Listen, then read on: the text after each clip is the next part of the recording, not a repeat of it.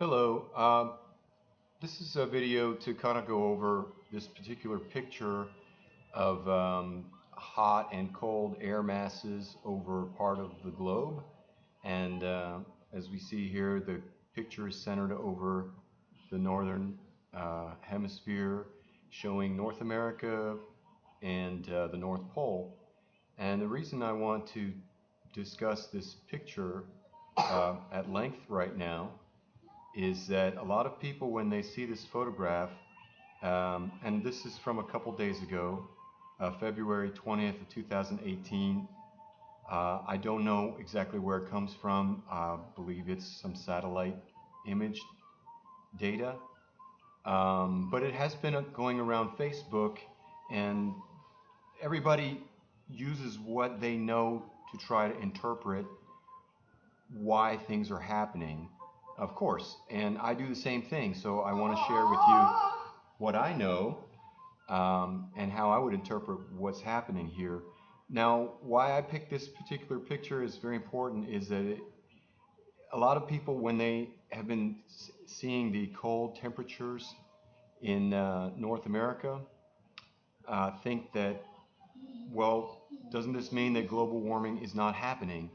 And I don't think that's correct, because what we see in this picture, and a lot of people also think that because it's warming up at the pole here, but it's so cold over points to the south of the pole, well, is the pole shifting? Is the pole coming down, the axis around which the Earth spins, is that coming down into the North America? It's not. What we see here has everything to do with the way heat and cold are exchanged within the atmosphere, and nothing to do with the location of the North Pole around the axis around which the Earth spins. So everyone knows that, oh shoot, I don't have the picture again. Let's see. Please bear with me. I'm new at using the screen recording. So I go to Documents, Pictures, and open this one. So everyone knows that, one of the reasons the North Pole is colder than the equator is that the sunlight that comes and warms the Earth strikes the Earth more directly at the equator. So per square mile at the equator, you're getting more sun rays, more heat energy per square mile or per unit of space than you are at the North Pole, because there are less direct rays hitting the North Pole. So you can see this in this picture. And if you only knew that, that might lead you to believe that the pole is shifting from the north to the south. I mean, why is it so cold over northern Canada and North America, but warmer over the pole? Is it because the pole's shifting? I hear a lot of people saying the poles are shifting, but all the scientific data, everybody that really knows this stuff, they talk about the poles wobbling to the degree of a few inches every decade. So this is not a pole shifting. What is actually happening is you have to understand how cold and heat are exchanged in our atmosphere. So I'll go over to this picture, and the atmosphere has many levels. The lowest two layers of the atmosphere are called the troposphere, where we live, and the stratosphere, which is the next level above us. And it's important to note that the boundary between the troposphere and the stratosphere is called the tropopause. Okay? So this line right here between the light blue and the dark blue would be called the tropopause. Now the tropopause is in general higher up at the equator and lower at the poles. So this line here represents the equator, and these two edges here are the poles. Now, the stratosphere is colder than the troposphere. So I want to stress that the real reason it's much colder at the North Pole, in addition to this reason we just talked about, the real reason is that the stratosphere is closer to the troposphere at the poles. The thickness of our layer of the atmosphere, called the troposphere, is less. It's a lot less at the poles than it is at the equator.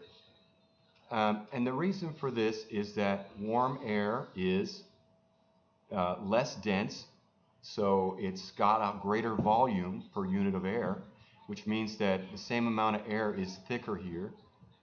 And also because of the rotation of the Earth, the same way if you hold an object and you spin around, the object is going to tend to go down to your center line, and it's not going to fall down if you spin really fast. It's actually going to gravitate to your center.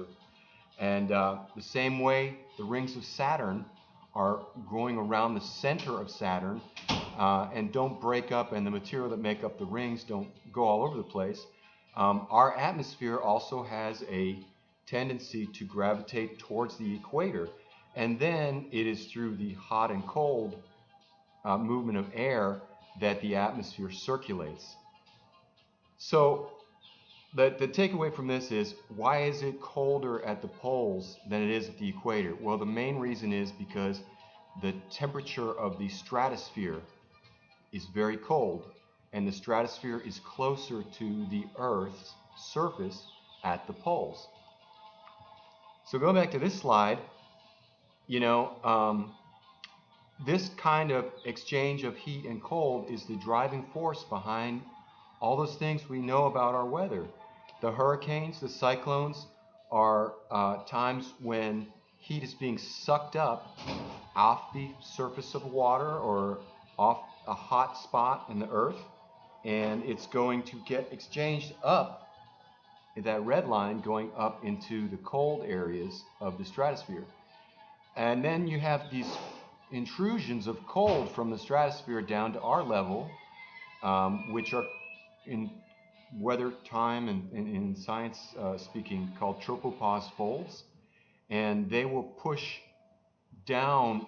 Cold air will come very close to the level where we are, and the cold will descend. And everybody knows this just through common sense, that heat rises and cold descends. So we'll go back over to this picture here, and you see that's exactly what's happening, and there's a lot more zonal flow and everything. I am not a weather expert. I'm just somebody who has a lot of interest in our atmosphere. So knowing all this, let's go back to the very first slide, and what do we think is happening here? Now you know it has nothing to do with poles shifting.